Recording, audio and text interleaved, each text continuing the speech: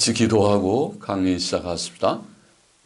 하나님 아버지 감사합니다. 부족한 종이 이제도 조직신학 강의 크게 7번째 주제인 종말론 혹은 내세론의 처음 시간을 또 주제를 강의하고자 합니다. 하나님께서 부족한 종에게 은혜를 주시고 성령의 기름을 쳐주시고 성령의 충만함을 주시고 하나님의 은혜로 또 이 주제를 잘 정리하고 강의할 수 있도록 힘을 주시기를 소원합니다. 하나님의 영, 진리의 영께서 주님 종과 함께 하시고 또 함께 말씀을 나누는 종들과 함께하여 주시기를 소원합니다. 감사하며 예수 그리스도의 이름으로 기도하옵나이다. 아멘. 이 시간에는 이제 조직신학 크게 7번째 마지막 주제죠. 종말론 혹은 내세론이라고 말하는 우리가 주제에 들어갔습니다. 그 첫 번째 내용, 몸의 죽음과 영혼 불멸에 대한 문제를 좀 생각해 보십시다. 몸의 죽음, 몸의 죽음의 의미. 몸의 죽음은 개인에게는 종말이죠. 땅 위의 일생의 마지막이 죽음이라고 할 수 있죠. 물론 영혼 불멸하고 내세가 있지만은 이 땅의 삶에 있어서는 개인적으로 종말이라고 볼 수 있어서 우리가 여기에 종말론, 내세론의 처음 주제로 좀 생각해 봅시다. 몸의 죽음은 의학적으로 혹은 경험적으로 심장의 박동 혹은 맥박이 멈추는 것 혹은 코의 호흡이 그치는 것을 의미하지만은 성경적으로는 영혼이 몸을 떠나는 현상, 즉 몸과 영혼의 분리를 가리킵니다.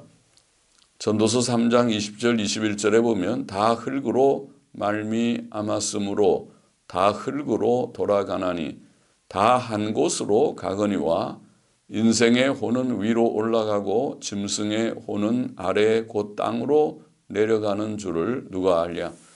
사람이나 짐승이나 다 죽지만은 죽어서 육체는 흙으로 다 돌아가지만은 사람의 육체도 짐승의 육체도 흙으로 일단은 돌아간다고 볼 수 있죠. 다 흙이 되는데 그러나 인생의 혼은 위로 올라가고 짐승의 혼은 아래 그 땅으로 내려간다.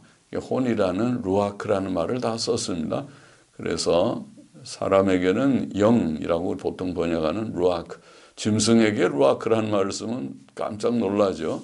짐승은 네페시쯤 쓸 것 같은데 루아크라는 말을 똑같이 썼습니다. 그래서 짐승의 혼, 우리는 이렇게 번역, 짐승의 영 그러면 또 부자연스럽게 보여서 그렇게 번역을 한 줄 압니다. 그래서 여기에 흙과 영의 분리, 그것을 지금 말하고 있는 것이죠. 짐승의 죽음은 다르지만 사람의 죽음은 몸은 육체는 흙으로 돌아가지만 영은 하나님께로 간다. 그러니까 영혼과 육체의 분리, 영의 떠남, 영이 몸을 떠나는 현상, 그렇게 볼 수 있겠죠. 전도서 12장 7절에도 흙은 여전히 땅으로 돌아가고 영은 그 주신 하나님께로 돌아가기 전에 기억하라, 기억하라. 그렇게 말씀합니다.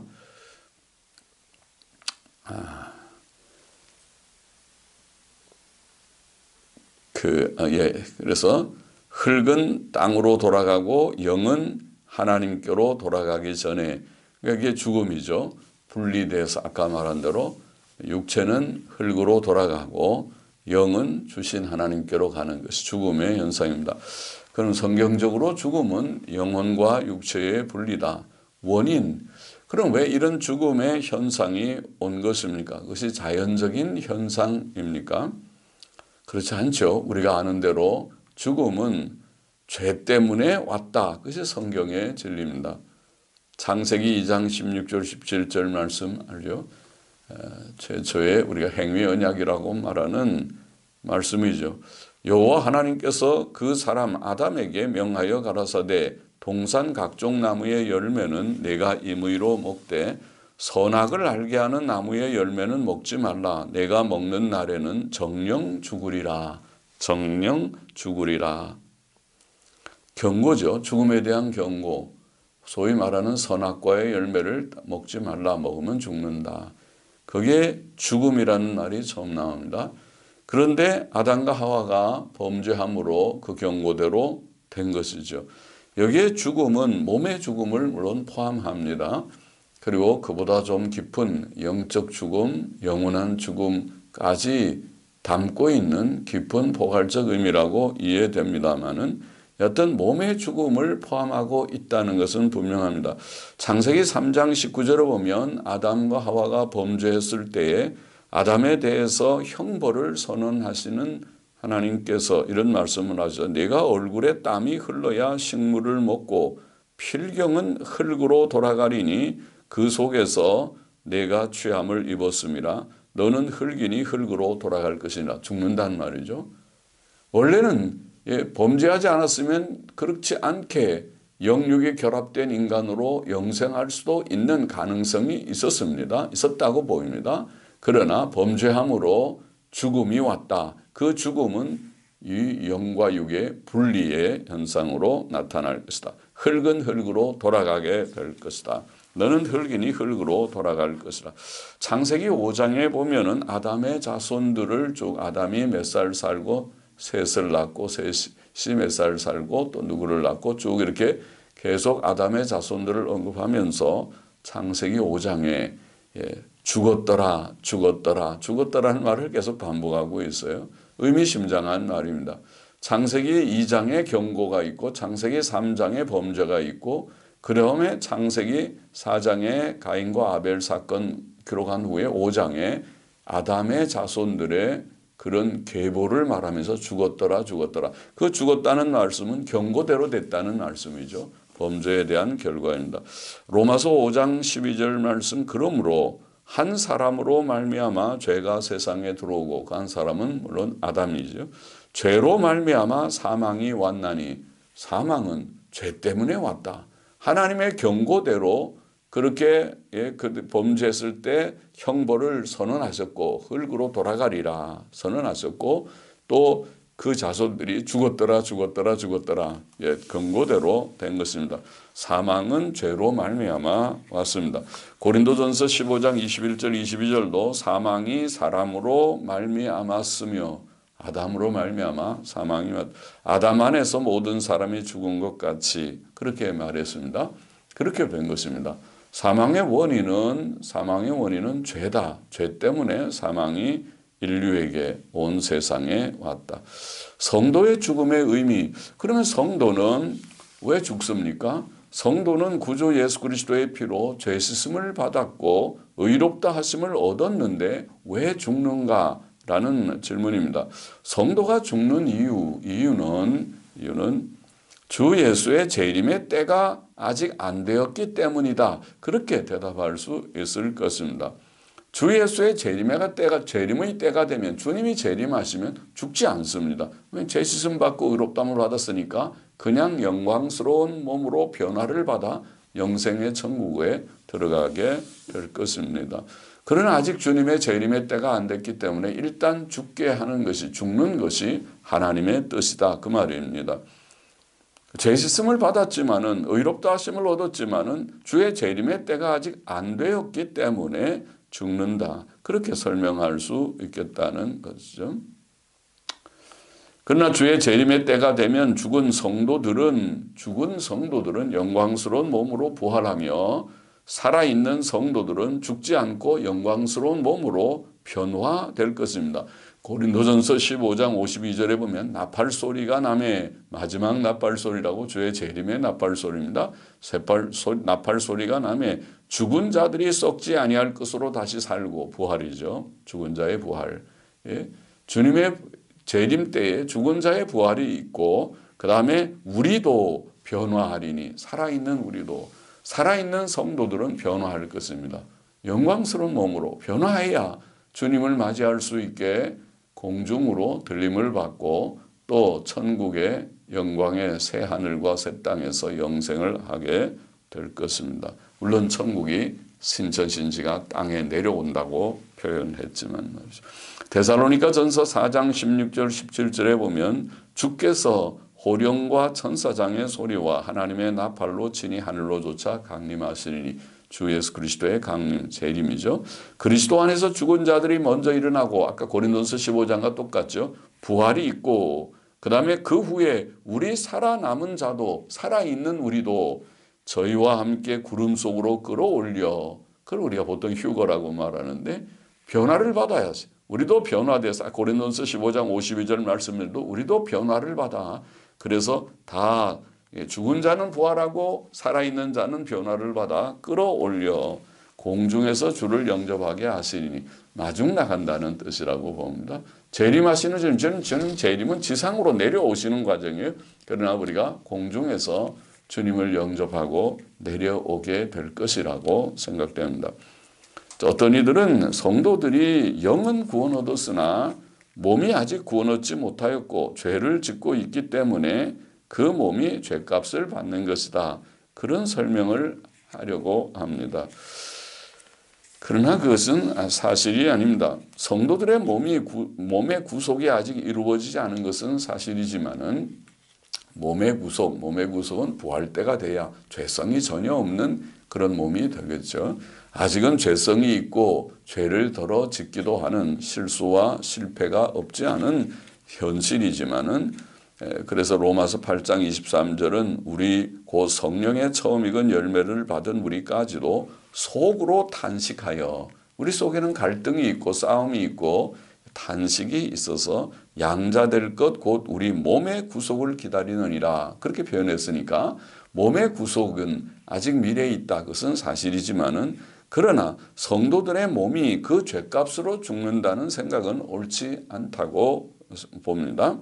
왜냐하면 예수 그리스도의 대속 사역이라는 것은 대속 사역으로 죄사함과 의롭다 하심을 우리가 얻었는데 그 의롭다 하심을 얻는 것은 성도의 영혼에게만 적용되는 것이 아닙니다. 영혼에게만 적용되면은 육체 부활할 것도 없죠. 그냥 영원 중생으로 끝나야 되죠. 그러나 영혼에만 적용되는 것이 아니라 영육 전체에, 영혼과 육체 전체에, 몸과 영혼 전체에 적용되는 것입니다. 그렇기 때문에 죄값으로 죽는다, 그렇게 생각하면 안 되겠다는 것입니다. 예수 그리스도께서는 우리의 영육의 모든 죄를, 또 우리의 과거와 현재와 미래의 모든 죄까지도 원리적으로는 법적 구원, 칭의는 법적 구원이라고 말하죠. 그래서 우리가 죄값으로 뭘 고난당하고 죄값으로 죽고 그런 말을 하면 안 돼요. 주님께서는 우리의 죄값을, 과거와 현재와 미래의 모든 죄를 원리적으로는 다 사하셨고 의롭다 하셨기 때문에 칭의가 되는 것입니다. 칭의는 100%의 의의입니다. 그래서 나의 영뿐 아니라 영육의 결합체인 나라고 하는 것이, 나는 영육의 결합자지 영만 나가 아니죠. 영육의 나라는 인격체가 의롭다 하심을 얻은 것입니다. 그러니까 몸의 죄값으로 육체가 죽는다, 그렇게 봐서는 안 되겠다 그 말이죠. 그러면 성도들의 죽음의 의미는 무엇입니까? 근데 왜 그러면 죽는가? 성도들이 의롭다 하심을 받았는데 왜 죽어야 되는가? 성도들의 죽음은 죄의 형벌이 아닙니다. 방금 말씀드린 대로 죄의 형벌이 아닙니다. 실상 성도들의 죽음은 결코 슬프고 두려운 사건이 아닙니다. 슬프고 두려운 사건이 아닙니다. 성도는 죽은 후 어떻게 되나요? 몸은 무덤에 묻히지만은, 그러나 죽으면 우리의 영은, 의식이 있는 영은 영광스러운 천국으로 들어가는 것입니다. 천국 가는데 그것이 뭐 슬프고 두려운 사건이에요? 그 죽음의 고통의 순간이 조금 그렇지, 내가 숨이 끊어지는 순간 천국에 들어갈 것을 믿습니다. 성도의 죽음은 그러므로 오히려 기쁨과 기대와 소망의 사건이다. 환송식 한다는 말을 하잖아요. 그래서 믿음 있는 성도들의 말은 죽음을 슬퍼하지 마시오. 나를 환송식, 나를 잘 가라고 좀 잘 그렇게 기쁨으로 보내주세요. 그러죠. 기쁨과 또 본인에게는 기대와 천국을 조금 있으면 보게 되겠구나. 그리고 소망의 사건입니다. 세상 사람들과 같이 구원 얻은 성도들도 이 땅에서 여러 가지 고난들을 경험하죠. 성도라고 해서 구원 얻은 성도라고 해서 고난 없는 세상이 아니라 고난 있는 세상에서 삽니다. 그러나 그런 고난들은 슬픈 일들만 아니고 고난은 좀 슬프긴 하지만은 그러나 유익도 참 많은 것입니다. 고난은 성도의 인격을 우리의 인격을 우리 속에 있는 죄성을 다 극복하기 위해 우리의 인격을 믿음 있게 보다 하나님을 믿는 하나님만 믿고 가게 하는 것이 고난이죠. 이 세상 줄 끊는다고 표현하죠. 세상 것 다 우리가 믿을 것 없고 믿을 것은 하나님밖에 없다. 깨닫게 되는 게 고난이고 또 거룩하게 하고 우리 속에 있는 죄성과 싸워서 이 죄 때문에 우리가 이렇게 살면 안 된다. 더 거룩하게 흠과 점 없는 자로 거룩하게 되고 또 겸손하게 되고 사람 속에 이 교만은 뿌리 박힌 죄성이에요. 조금만 뭐가 편안하면 자기가 잘나서 그렇다고 생각하고 마음이 교만해지죠. 남보다 좀 가진 것이 좀 교만해져요. 이 교만을 꺾어서 겸손하게 하는 게 고난의 유익입니다. 고난은 우리에게 믿음 있게 하고 거룩하게 하고 겸손하게 하는 것이죠. 그래서 그것이 성도가 땅 위에서 당하는 고난의 의미입니다. 성도의 죽음은 하나님께서 이 세상에서 주시는 마지막 고난이다. 성도가 땅 위에서 고난을 받는 고난이 다 의미가 있고 죽음은 마지막 고난이고 마지막 훈련 과정입니다. 죽음도 통과하고 와야 돼. 그렇게 하시는 거예요. 그러니까 죽음을 잘 우리가 통과하면 유익이 다 있어요. 죽음의 문 앞에 설 때 사람이 다 온전하게 생각과 모든 마음이 이제 온전하게 더 될 것이에요. 죽음이 있기 때문에 성도는 더욱 깨어 있고 거룩하고 의롭고 선하고 겸손하게 살 수 있습니다. 그는 몸의 죽음의 중요성을 좀 정리해 보십시다. 몸의 죽음은 몇 가지 점에서 모든 사람에게 성도들을 포함해서 모든 사람에게 중요합니다. 첫째로 몸의 죽음은 각 사람의 생애의 마침이며 죽음으로 마감된 일생은 하나님 앞에서 평가될 것입니다. 생애의 마침이다. 그 죽음이 참 중요하죠. 내가 어떻게 살다가 어떻게 죽는다. 과정에는 우여곡절이 많지만은 결국은 죽음이 모든 죽음으로 그 일생이 잘 마무리되는 것입니다.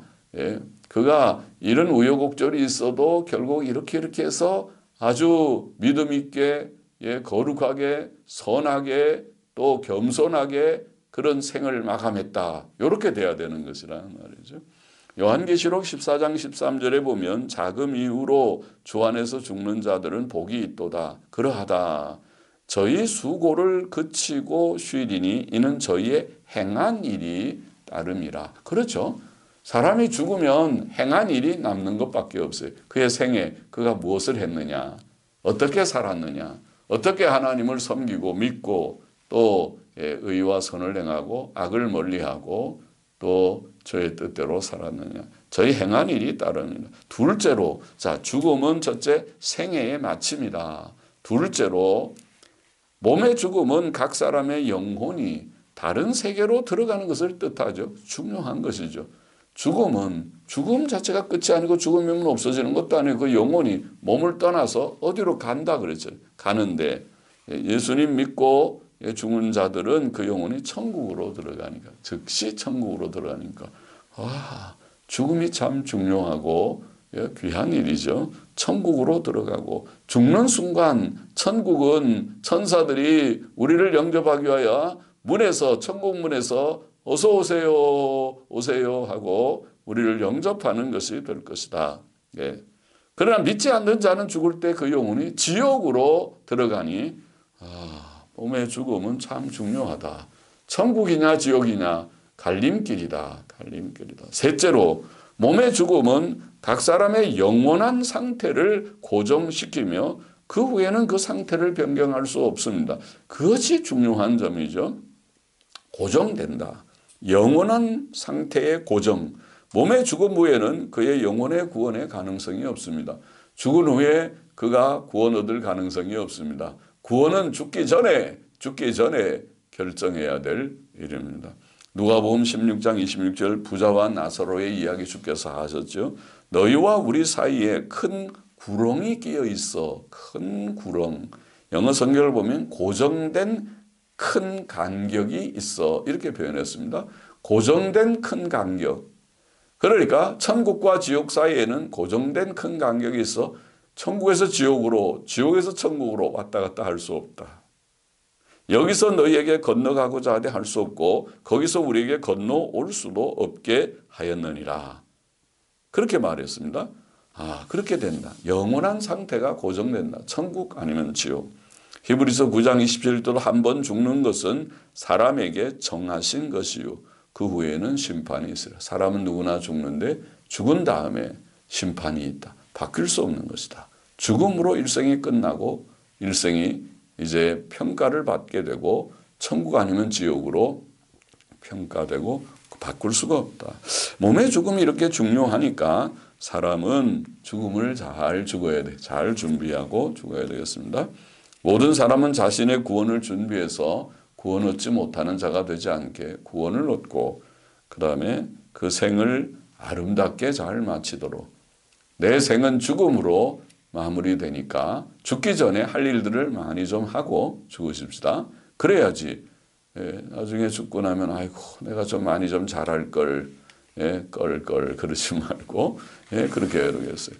자, 우리 끝으로 죽음에 관해서 매장인가 화장인가 장례 방식을 좀 우리가 잠깐만 언급하고 넘어갔습니다.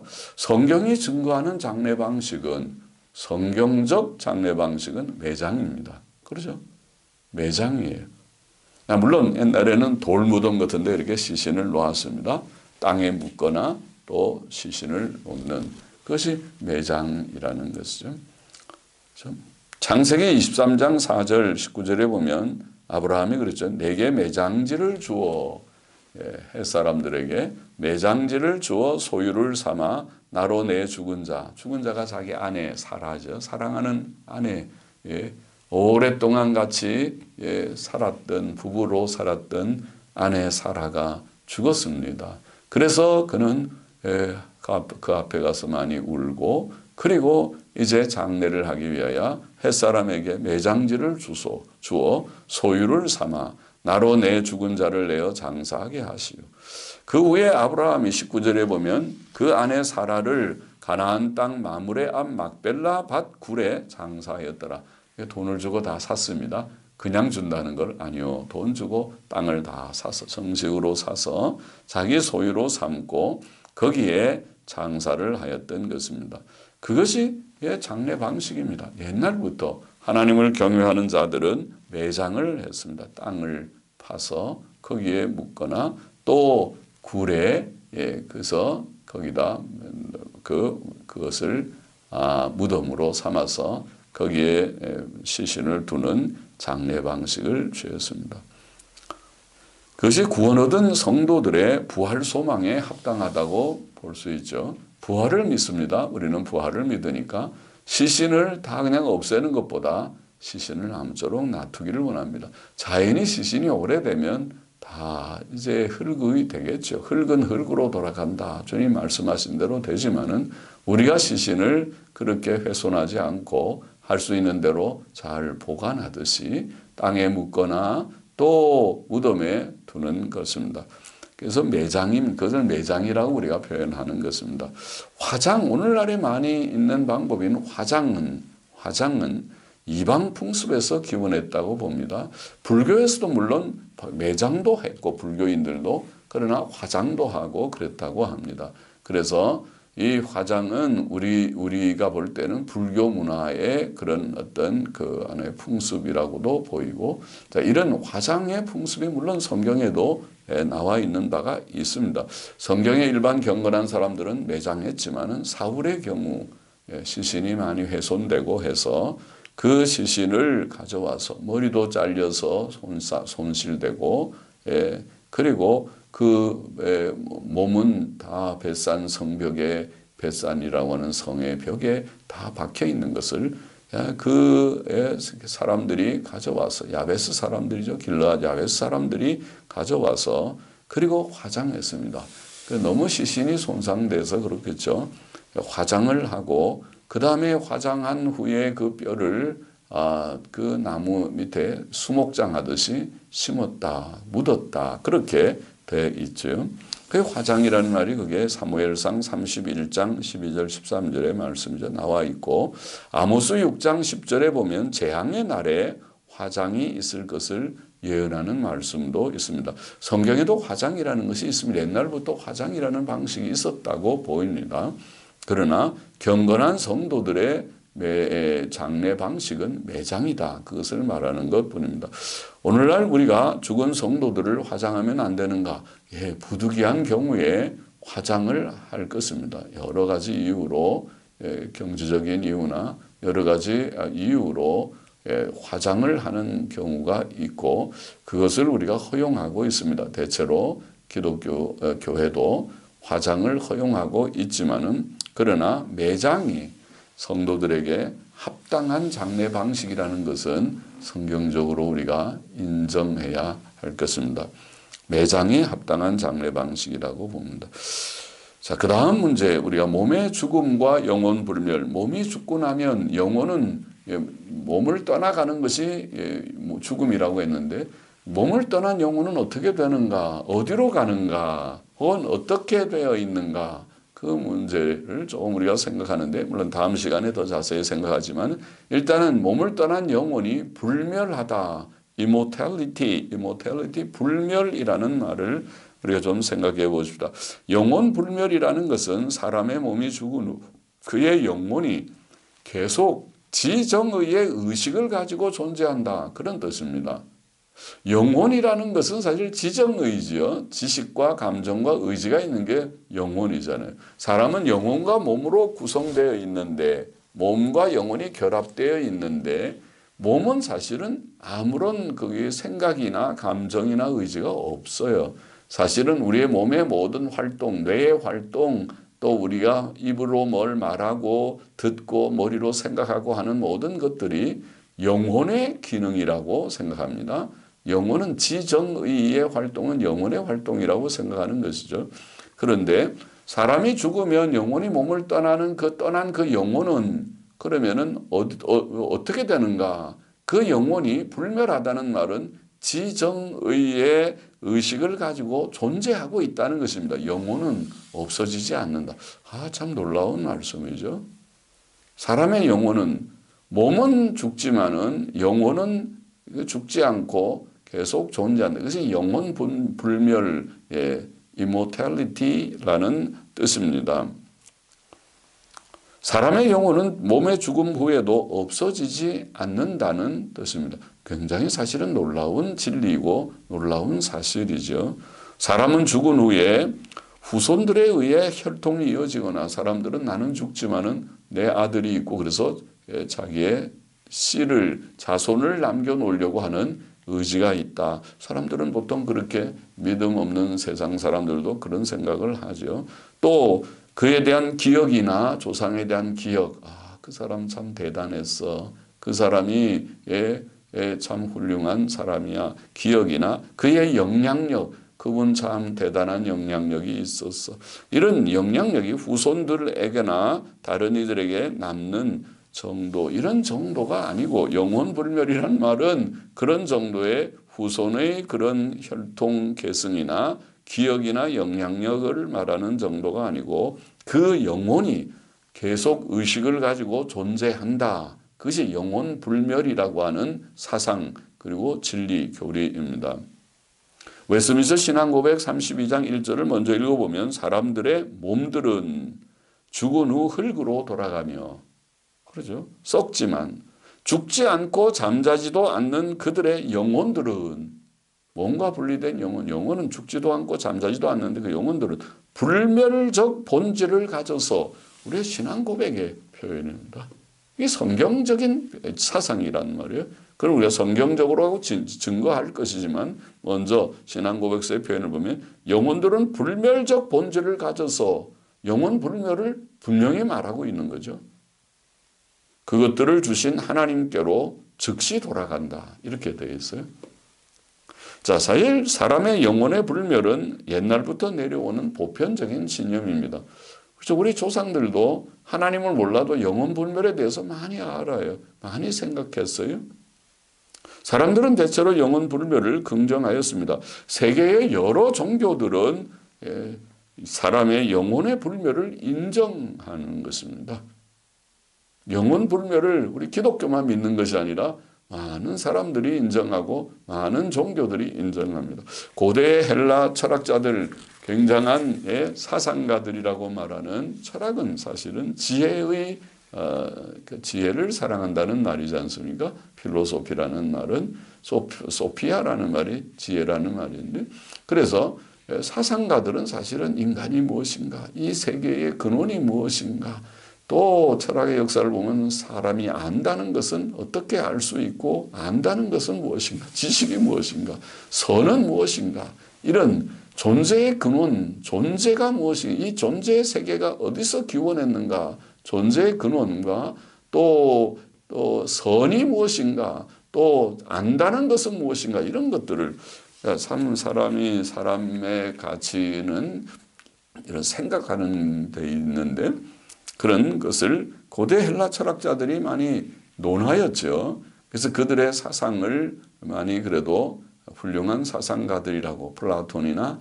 아리스토텔레스나 이런 사상가들을 다 후대의 사람들이 존중하고 참고하고 그렇게 하는데, 고대 철학자들은 한결같이 사람의 영혼은 몸의 죽음으로 분해될 수 없는 불멸적 실체, 영혼 불멸을 믿은 거죠. 영혼 불멸을 믿는 불멸적 실체라고 보았습니다. 또 어떤 이들은 사람의 영혼을 갈망하는 것은, 영혼이 다 영생을 원하고 영원한 것을 갈망한다고 성경에도 나와 있죠. 그것은 그것을 충족할 어떤 것, 즉 영혼 불멸 같은 것을 암시한다, 그런 생각도 하고, 봄에 만물이 소생하는 현상도 이상하게 다 식물이 죽은 것 같다가도 겨울이 지나고 봄이 되면 다시 또 소생하고 하는 현상은 영혼 불멸을 암시한다, 이런 생각을 한 사상가들도 있고, 또 다른 이들은 세상의 도덕 질서가, 세상에 도덕이라는 것이 있고 도덕 질서가 있어야 되고 있다는 것을 다 생각하는데, 그것은 내세 심판을 요구하고, 그렇다면 그 내세 심판에 근거하여 사람의 영혼이 불멸해야 되지. 사람이 영혼이 불멸하지 않으면 죽고 끝나버리면, 악한 자들이 악을 행하고 다 자살하고 죽고 끝나면 그것이 도덕 질서가 그게 어떻게 바르게 세워지겠는가, 그런 생각을 하기도 하면 기독교 생각하고 가깝기는 하지만은 말이죠.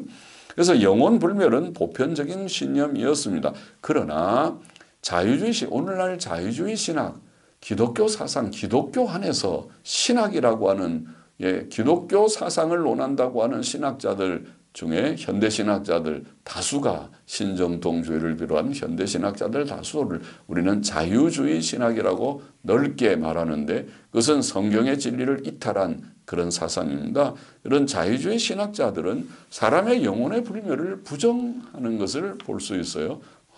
한결같이 서로 어떻게 다 통했는지, 학파는 달라도, 현대신학의 여러 학파들이 달라도, 자, 예를 들면 라이놀드 니버, 신정통주의자라고 보통 분류하는 라이놀드 니버는 그의 책 Beyond Tragedy, 비극을 넘어선가요? 그런 책에서 영혼 불멸이라는 개념이 몸의 부활보다 더 믿을 만하다는 선입견은 단지 교회 안에 있는 헬라 사상의 유산에 불과하다. 영혼 불멸의 개념을 아주 완전히 무시하듯이 헬라 사상의 유산, 성경적 진리가 아니라고 말하는 거죠. 폴 틸리도 사람의 자연적 특질로서의 불멸성은 영혼 불멸을 가리키는 말이죠. 비록 그것이 플라톤의 교리일지는 몰라도 기독교 교리는 아니다. 부정하는 거죠. 영혼 불멸은 기독교 교리가 아니다. 또 불멸성의 상징이 이 유행하는 미신을 표현하기 위해 사용되는 것을 미신이라고, 영혼 불멸을 미신이라고 표현하는 것 같죠. 사용하는 곳에서 그것은 기독교에 의해 근본적으로 거부되어야 한다. 자기가 생각하는 기독교는 이상한 기독교예요. 그러니까 자유주의 기독교죠. 성경적 기독교는 그것을 믿는데 기독교에 의해 근본적으로 거부되어야, 혼란스럽습니다. 어느 것이 진짜 기독교인지 폴 틸리의 기독교가 진짜 기독교라면 영혼 불멸을 부정한다고 지금 주장하고 있고, 우리가 정통 기독교가 볼 때는 폴 틸리 너는 이단이야. 영혼 불멸을 부정하는 이단이다. 그렇게 봐야 되고, 왜냐하면 영혼의 참여는 죽음 너머의 삶이 아니기 때문이다. 폴 틸리의 생각에서 영혼에 우리가 참여하는 그것은 죽음 너머의 삶이 아니고 아니기 때문이다. 그것은 사람의 영혼의 자연적 특질도 아니다. 그런 말을 하고 있습니다. 잘못된 이단 사상이죠. 내가 사람에게 영혼 불면의 자연적 특질이 없다. 그런 말을 합니다. 죽음 너머에도 영혼이 존재하고 있다. 그런 얘기하지 말라. 그런 말을 하고, 오스카 쿨만이라고 하는 구속사 학파의 시조라고 보통 말하는 오스카 쿨만도 널리 받아들여지고 있는 이 개념, 영혼 불멸이라는 개념은 기독교에 대한 가장 큰 오해들 중에 하나이다.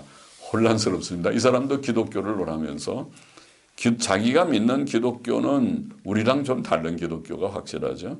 기독교에 대한 가장 큰 오해들 중에 하나가 영혼 불멸이다. 그러니까 우리는 영혼 불멸을 믿는데 우리는 가장 크게 오해하고 있는 자다. 지금 오스카 쿨만은 그렇게 말하고 있으니 너와 우리는 아예 같이 상종하기가 어렵구나. 같이 가기가 어렵구나. 네가 맞으면 우리가 틀리고 우리가 맞으면 네가 이단이로구나. 그렇게 봐야 되죠.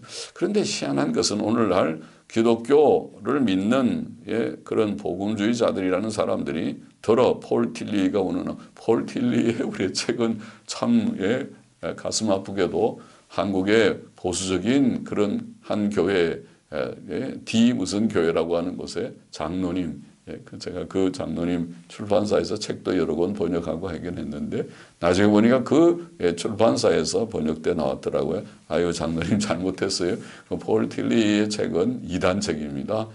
근데 제가 사실은 공부하던 연세대학교 거기에 이제 들어가서 공부할 때 그 1학년 학생들 교양 과목에 기독교 개론 같은 그런 교양 과목이 있어요. 거기에서 읽히는 책이 폴 틸리의 궁극적 관심, Ultimate Concern이라는 책, 그 이계준 목사가 교목이 번역하신 그 책을 가지고 그거를 기독교를 소개하고 있으니 참 통제라.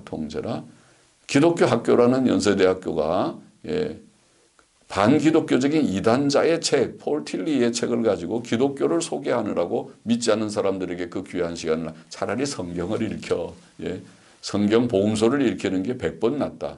폴 틸리의 책은 독약이야, 독약. 그것을 기독교를 알지도 못하는 사람들에게 그 책을 읽혀갖고 백해무익하다. 참 안타까운 일이 벌써 몇십 년 전, 1973년, 74년 그때의 현상이었습니다. 연세대학교 지금도 별 다른 바가 없을 것입니다만은. 자, 끝으로 우리가 성경적 증거 좀 보십시다. 그러나 지금 우리가 자유주의 신학이 부정하고 있다는 것을 몇 사람 예를 들어봤고, 그러나 성경은 사람의 영혼의 불멸에 대해서 밝히 증거하고 있습니다. 정리를 좀 해보면 네 가지 좀 할 수 있죠. 첫째, 중요하니까 사람의 죽음에 대한 묘사들, 사람의 죽음에 대한 묘사들은 사람의 영혼의 불멸을 증거하고 있습니다. 성경의 내용이죠. 성경은 몸의 죽음을 영혼이 몸을 떠나, 아까도 말했지만 죽음은 몸을 떠나 하나님께로 가는 것이라고 묘사합니다. 전도서 3장 20절 21절 아까 인용했던가요?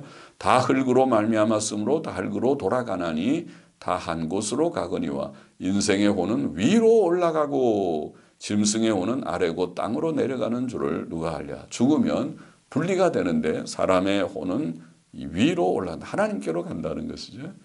사람의 죽음을 말할 때 영이 하나님께로 올라간다. 전도서 12장 7절도 흙은 여전히 땅으로 돌아가고 신은 그 영이라고, 영은 그 주신 하나님께로 돌아가기 전에 창조자를 기억하라고 되어 있죠. 자, 돌아간다. 하나님께로 간다. 그렇게 말하고 있고, 성경은 또한 죽은 사람의 영혼을 조상들에게로 돌아갔다. 우리말도 그러죠. 우리말은 그런 뜻인지 몰라도 돌아가셨다. 사람을 죽었다 그러지 않고 죽으셨다 그러지 않고 돌아가셨다 그렇게 표현해요.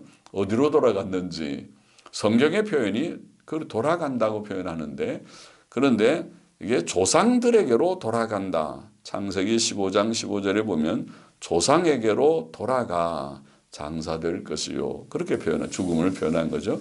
창세기 25장 8절에도 죽어 자기 열조에게로 돌아가매. 그게 돌아간다는 히브리어는 모인다 그런 뜻입니다. 자기 열조에게로 모인다. 이것은 영혼이 무로 돌아간다. 불교 사상처럼 다 무로 흐트러져서 자연으로 돌아가는 그런 것이 아니고 열조들의 영혼들의 집결지가 있음을 암시하는 표현이라고 봅니다. 그래서 조상들에게로 모인다. 집합, 죽으면은 그게 다 영혼들이 모이는 곳이 있다. 그렇습니다. 영혼들, 열조들의 영혼들의 집결지가 있다. 이러한 묘사들은 사람의 몸이 죽은 후에 그 영혼이 계속 존재함을 분명히 증거합니다. 영혼이 없어지면 그런 표현하면 안 되지. 돌아간다, 또 올라간다 그러죠. 그냥 다 사라져. 바람과 함께 사라지듯이 없어져 버려야 되겠죠. 그러나 그렇지 않고 몸을 떠난 영혼은 돌아갑니다. 하나님께로 올라가고 또 열조에게로 돌아간다. 둘째로 사람의 죽은 후 상태에 관한 말씀들도 사람의 영혼의 불멸을 증거합니다. 성도의 죽은 후의 상태에 관해서 구약 중에 가장 중요한 한 구절이 시편 73편 24절이죠. 거기 보면 주의 교훈으로 나를 인도하시고 이것은 땅 위의 삶을 묘사했어요. 주의 교훈으로 성경 교훈으로 죄하로 성경을 묵상하면서 교훈받고 땅에 살다가 나를 인도하시고 후에는 영광으로 나를 영접하시리라.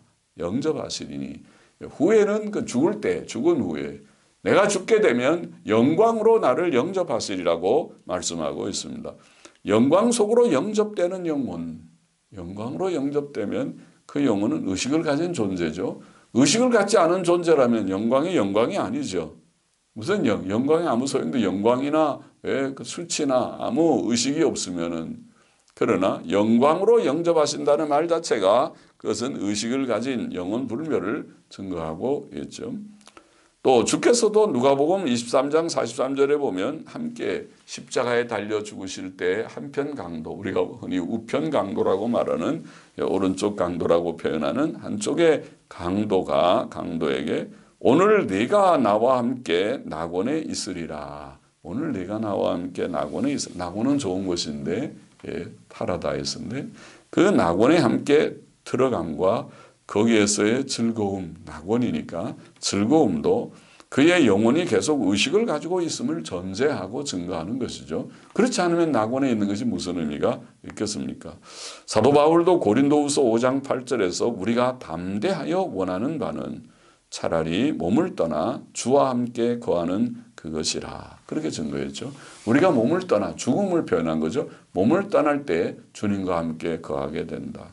그러면 성도들이 죽은 후에 영광 가운데 영접되고 낙원에 함께 있고 또 주님과 함께 배웁게 된다. 그것은 분명히 영혼 불멸을 전제하고 증거하고 있습니다. 악인의 죽은 후 상태에 관해서도 예를 들면 시편 9편 17절에 악인이 음부로 돌아가며 그 음부는 지옥이라고 보이는데 쉐올 구약의 쉐올은 무덤 혹은 지옥을 가리키는 말입니다. 구약에는 무덤 지옥이라는 용어가 따로 없습니다. 쉐올 외에. 그래서 쉐올이 무덤 혹은 지옥을 가리키는 용어이기 때문에 옛날 킹제임스 성경은 그 60 몇 번 사용된 쉐올이라는 용어를 절반 31번인가 절반은 무덤으로 절반은 지옥으로 번역을 아예 했습니다. grave 혹은 hell 완전히 그렇게 둘로 번역을 해서 문맥을 봐서 말이죠. 악인이 무덤으로 음부로 돌아가며라는 말은 이거는 무덤이 아니고 지옥이죠. 악인이 무덤에 가는 거야 뭐 의인도 무덤에 가는데 아무 의미가 없죠.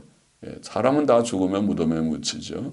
그러나 악인이 그 영혼이 지옥에 가는 것이 경고고 그것은 악인에게 놀래 두려운 그런 일이죠.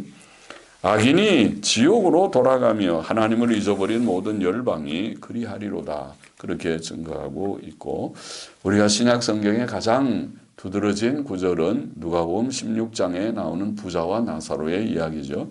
부자가 음부에서, 거기도 지옥입니다. 음부, 하데스, 헤이데스라고 하데스라고 하는 것이 지옥에서 고통 중에 눈을 들어 보십시오. 죽은 후에 영혼이 고통 가운데, 불의 고통 가운데 있는 것은 지옥밖에도 없잖아요. 지옥이 아니고 뭐 다른 데가 있습니까? 지옥에서 고통 중에 눈을 들어 멀리 아브라함과 그의 품에 있는 나사로를 보았다고 말씀하셨습니다. 누가복음 16장 23절. 악인의 죽은 후 형벌은 그러므로 영혼불멸을 전제하는 것이죠. 영혼불멸하지 않으면 그 형벌이 의미가 없지 않습니까? 아무 의미가 없어지는 것이죠. 그래서 죽은 후 상태, 성도도 의인의 경우도 악인의 경우도 죽은 후 상태에 대한 묘사들은 영혼불멸을 증거한다. 셋째로 부활에 관한 말씀들도 사람의 영혼의 불멸을 증거한다. 그렇죠. 사람이 부활하려면 영혼이 불멸하지 않으면 뭐 부활할 것도 없잖아요. 영혼이 부활해야, 영혼이 불멸해야, 그 영혼이 다시 몸과 결합하여 부활하는 것이잖아요. 다니엘 12장 2절에 보면 땅의 티끌 가운데서, 우리가 죽으면 다 육체는 흙으로 돌아가서 티끌이 되지만 땅의 티끌 가운데서 자는 자 중에 죽음을 자는 것이라고 표현해요, 성경에. 그것은 부활을 믿기 때문에 하는 표현이에요. 자는 사람 깨우듯이 일어나 하면 깨우듯이, 사람이 죽으면 그것으로 다 끝나버리면 잔다고 할 게 없죠. 죽었다고 하고 말아야죠. 그러나 자는 것은 하나님께서 일어나라 그러면 다시 일어난다.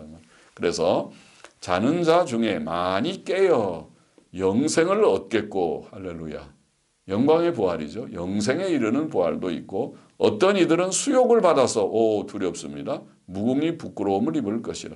다니엘 12장 12절은 마치 요한복음 5장의 주님의 말씀대로 이중 부활, 선을 행하는 자는 영생의 부활로, 생명의 부활로, 악을 행하는 자는 심판의 부활로 나오리라고 하는 말씀과 같죠. 그래서 여기에 영생의 부활, 수욕의 부활을 말씀하였습니다. 사도 바울도 의인과 악인의 부활을 믿는다고 말했죠. 사도행전 24장 15절에 보면 저희의 기다리는 바 하나님께 향한 소망을 나도 가졌으니 곧 의인과 악인의 부활이 있으리라 함이라. 의인과 악인의 부활을 믿는다고 말했습니다. 데살로니가전서 4장 14절에 보면 우리가 예수의 죽었다가 다시 사심을 믿을진데, 예수님의 죽었다가 다시 사심을 믿을진데 이와 같이 예수님 안에서 자는 자들도 하나님께서 저와 함께 데리고 오시리라. 예수님 안에 자는 자들, 죽은 자들을, 믿고 죽은 자들을 자는 자들이라고 표현하면서 예수님 안에서 자는 자들, 예수님 믿고 구원 얻고 죽은 자들, 저들은 하나님께서 저와 함께 데리고 오시리라. 그 영혼이 불멸하니까 데리고 오셔서 다시 부활시킨다. 그 말씀이죠. 의인들과 악인들의 부활은 사람의 영혼의 불멸을 전제하고 증거하는 것이 분명하죠. 영혼 불멸하지 않으면 부활도 의미가 없다. 부활하지도 않는다. 넷째로 심판에 관한 말씀도 그러한 것입니다. 심판에 관한 말씀들도 사람의 영혼의 불멸을 증거합니다. 마태복음 10장 28절 주의 말씀에 몸은 죽여도 영혼은 능히 죽이지 못하는 자들을 두려워하지 말고, 몸은 죽여도 영혼은 죽이지 못하는 그 말은 몸은 죽였어도 영혼은 살아있다는 거잖아요. 영혼 불멸한 거예요. 그러니까 몸은 죽여도 영혼을 죽이지 못하는 자를 두려워하지 말고, 사람을 말하는 거죠. 사람은 몸은 죽여도 영혼은 못 죽여요. 눈에 보이지 않는 영혼을 죽일 수가 있나요? 그러나 몸과 영혼을 능히 지옥에 멸하시는 자를 두려워하라.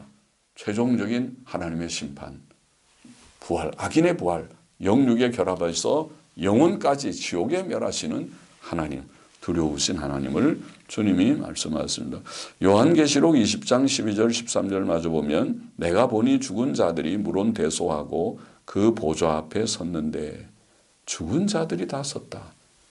죽음은 끝나는 것이 아니고 영혼 불멸하니까 그들이 다 부활해서 심판대 앞에 서서 보좌 앞에 섰는데 책들이 펴있고 또 다른 책이 펴졌으니 곧 생명책이라. 죽은 자들이 자기 행위를 따라 책들에 기록된 대로 심판을 받으니, 바다가 그 가운데서 죽은 자들을 내어주고, 죽어도 끝나지 않아요.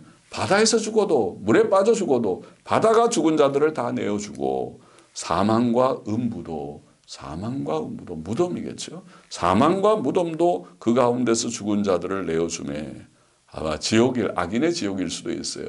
중간기 상태 영혼이 지옥에 들어가 있는 그 영혼들도 다 일단은 부활해서 최종 심판, 흰 보좌 심판대 앞에 서서 심판을 받고 최종적인 불못 지옥에 던지게 될 것이다. 각 사람이 자기의 행위대로 심판을 받고 이렇게 말씀합니다. 이런 말씀들은 심판에 관한 이런 말씀들은 사람의 영혼의 불멸을 전제하며 증가합니다. 오늘 우리가 종말론 내세론의 첫 번째 시간 몸의 죽음과 영혼 불멸에 관해서 좀 생각해 봤습니다. 몸의 죽음은 개인에게는 땅 위의 일생의 마지막이다. 종말이다. 잘 준비하고 잘 죽어야 되고 또 사람은 몸이 죽어도 그 영혼은 불멸한다. 불멸한다. 그런 것을 우리가 좀 정리해 보았습니다. 몸의 죽음 후 그 영혼은 선악간에 하나님의 심판을 받습니다. 그러므로 사람은 자신의 죽음을 준비해야 하고 내세를 생각하고 지금 세상에서 바르게 잘 살다가 우리의 생을 잘 끝내야 되겠습니다. 생이 끝나면 더 이상 없습니다. 평가밖에 없습니다. 우리가 생을 끝내기 전에 충성하고 선을 행하고 죄짓지 말고 하나님의 뜻대로 사는 저와 우리 모두가 되어야 하겠습니다. 기도하십시다. 하나님 감사합니다. 부족한 종의 시간 내세론 종말론의 처음 몸의 죽음과 영혼 불멸에 관한 진리를 좀 정리하고 또 증거하였습니다. 함께 나눈 주의 사랑하는 종들이 다 참고하고 이 진리를 믿고 깨닫고 믿고 굳게 서서 죽음을 준비하고 내세를 준비하는 모두들이 되게 하여 주시고 특별히 불신앙적인 자유주의 사상, 영혼 불멸을 부정하는 자유주의 불신앙 사상에 물드는 성도가 젊은이들이 지성인들이 하나도 없도록 하나님께서 은혜를 주시기를 소원합니다. 감사하며 예수 그리스도의 이름으로 기도하옵나이다. 아멘.